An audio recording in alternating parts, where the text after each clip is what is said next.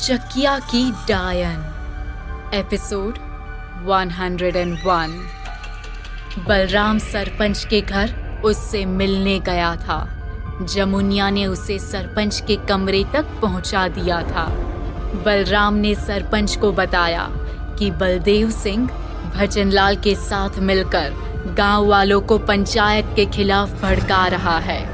Inspector Nakul ने सोनिया को सरपंच की जासूसी करते पकड़ ही लिया था, पर वो बचकर निकल गई। बलदेव ने सरपंच के लिए अपना नाम प्रस्तावित किया, पर गांव वालों ने प्रीति को प्रतिनिधि चुना। तभी उस भीड़ में सरपंच जी पहुंच गए। बलदेव ने जो पंचायत ऑफिस के बाहर भीड़ जुटाई थी, वहां सरपंच को अचानक देख लोगों में सन्नाटा छा गया था। सरपंच की दाढ़ी और बाल बढ़ गए थे, चेहरे पे बुढ़ापा झलक रहा था और आंखों में गुस्सा। काली शॉल ओढ़े वो सबके सामने खड़े थे। एक पल के लिए बलदेव सिंह भी उससे नजरें नहीं मिला पाया। उस गंभीर माहौल में एक अजीब खामोशी छाई हुई थी। सरपंच जी ने सबको घूरते हुए कहा, इस गांव का निवासी मैं भी हूँ। तुम सब मिलके मुझसे मेरी सरपंचाई तो छीन सकते हो, पर गांव का अगला सरपंच चुनने का अधिकार नहीं। मैंने मेरा बेटा कुलदीप इस गांव के लिए गवा दिया, पर तुम्हें लगता है मैं सरपंच बनने के लायक नहीं हूँ। सरपंच की बातों से लोगों में सुगबुगाहट दौड़ गई। कुछ सरपंच के साथ हो गए तो बाकियों ने उसकी खिलाफत कर दी। इसी दौरान सरपंच जी बलदेव सिंह के पास आया और उसकी आंखों में घूरता हुआ बोला, तुमने मेरे खिलाफ जाकर जो गलती की है, मैं तुम्हें उसका भी अफसोस नहीं होने दूंगा।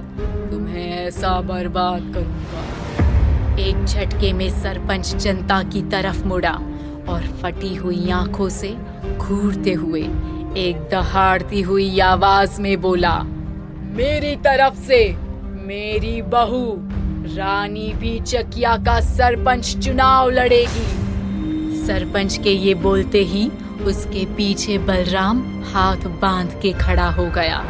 तभी पुलिस की गाड़ी के तेज सायरन ने सबका ध्यान अपनी तरफ खींचा। पुलिस की गाड़ी पंचायत ऑफिस के बाहर आकर रुकी। इंस्पेक्टर नकुल गाड़ी से उतरा और आम दिनों की तरह सबको घूरते मुस्कुराया और च्युइंगम चबाते हुए सरपंच के पास पहुंचा।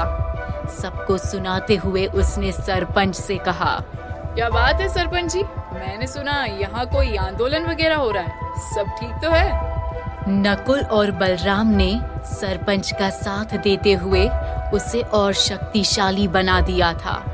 इंस्पेक्टर नकुल भले ही सरपंच के साथ खड़ा था, पर इसका मतलब ये नहीं था कि सरपंच ने उसे कुलदीप के कत्ल के लिए माफ कर दिया था। वो इंस्पेक्टर नकुल के सामने मुंह फेरते हुए वहां से निकल गया।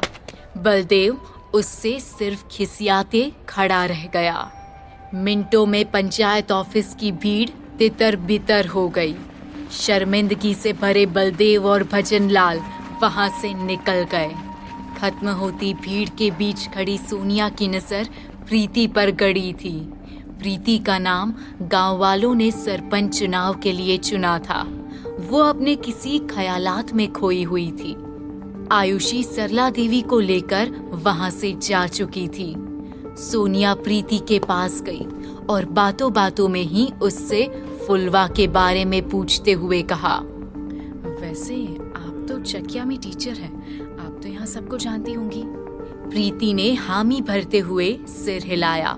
सोनिया ने फौरन पूछा, ये फुलवा किसका नाम है गांव में? फुलवारी दी। ना बताते हुए प्रीति ने बताया कि घनश्याम की दूसरी बीवी थी, जिसे वो प्यार से फुलवा बुलाता था।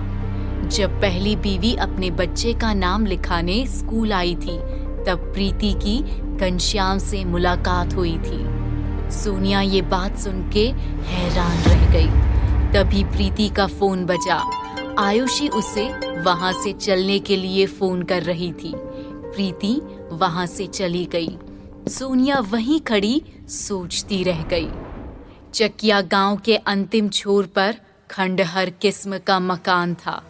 पता पूछते हुए सोनिया उसी मकान के सामने आकर रुकी। उस मकान की जर्जर हालत देख सोनिया भी हैरान रह गई थी। सोनिया घर के दरवाजे पर पहुंची तो देखा वहां ताला बंद था। सोनिया हैरान थी। वो पलट के जा ही रही थी कि देखा एक 35-40 साल की खूबसूरत औरत रिक्शे से कुछ सामान लेके नीचे उतरी थी। उसने रिक्शे वाले को पैसे दिए और वो चला गया। वो औरत जैसे ही घर की तरफ पलटी, सोनिया उसके सामने खड़ी थी। जैसे ही उसकी नजर सोनिया से मिली, सोनिया ने तबाक से पूछा, आप फुलवा हैं? बस फिर क्या था? फुलवा ने तो जैसे कोई भूत देख लिया था। डर के मारे उसका शरीर कांप गया और उसके हाथ से सामान के थैले नीचे गिर गए। वो फौरन सोनिया के सामने से भाग गई। सोनिया समझ गई कि वही फुलवा है और वो जरूर कुछ जानती थी। तभी उसने सोनिया के पास से भागना शुरू कर दिया था। सोनिया ने भी फुलवा का पीछा करना शुरू कर दिया। सकरी गलियों और नालों से बच के निकलती फुलवा बिना मुड़े तेजी से भागी जा रही थी। सोनिया भी उसका लगातार पीछा कर रही थी। एक पल ऐसा भी था कि सोनिया फुलवा को पकड़ने ही वाली थी कि उसकी नजर सड़क के दूसरी ओर से आती पुलिस जीप पर पड़ी। वो जीप नकुल की थी। सोनिया जानती थी कि अगर नकुल ने उसका राज जान लिया तो सारा प्लान धरा का धरा रह जाएगा। ना चाहते हुए भी सोनिया को पीछे हटना पड़ा और फुलवा उसके हाथ से बचकर निकल गई।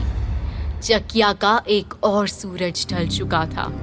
देर रात बलदेव और भजनलाल साथ बैठे शराब पी रहे थे। दोनों बिना कुछ बोले जाम के कड़वे घूंट पिए जा रहे थे। दोनों काफी नशे में थे, पर उन्हें पूरा होश था कि उनके साथ पंचायत ऑफिस में क्या हुआ था।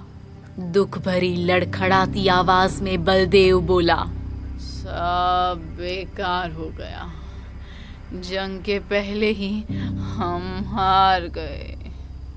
नशीली आंखों को चढ़ाकर भजनलाल ने बलदेव को देखा और कहा, क्या बलदेव भाई, इतनी जल्दी हार मान लिए? क्या राजनीति है ये आपकी? भजनलाल की बातों ने एक बार फिर बलदेव की रगों में जोश भर दिया। उसने जब बलदेव से चुनाव जीतने का उपाय पूछा तो उत्साहित आवाज में उसने जवाब दिया, आप किसी तरह चकिया से भुताहा गांव का नाम हटा दो। हम अपनी जमीन ऊंचे दाम पर बेचेंगे। जो ज्यादा पैसा आएगा वो आपको सरपंच बनाने में बहुत मददगार साबित हो सकता है। क्यों सरपंच जी? क्या बलदेव सिंह सरपंच बन पाएगा? फुलवा आखिर सोनिया से क्यों भाग रही थी? क्या सोनिया जान पाएगी घनश्याम की मौत का राज? जानने के लिए जुड़े रहिए कहानी चकिया की डायन के अगले एपिसोड में।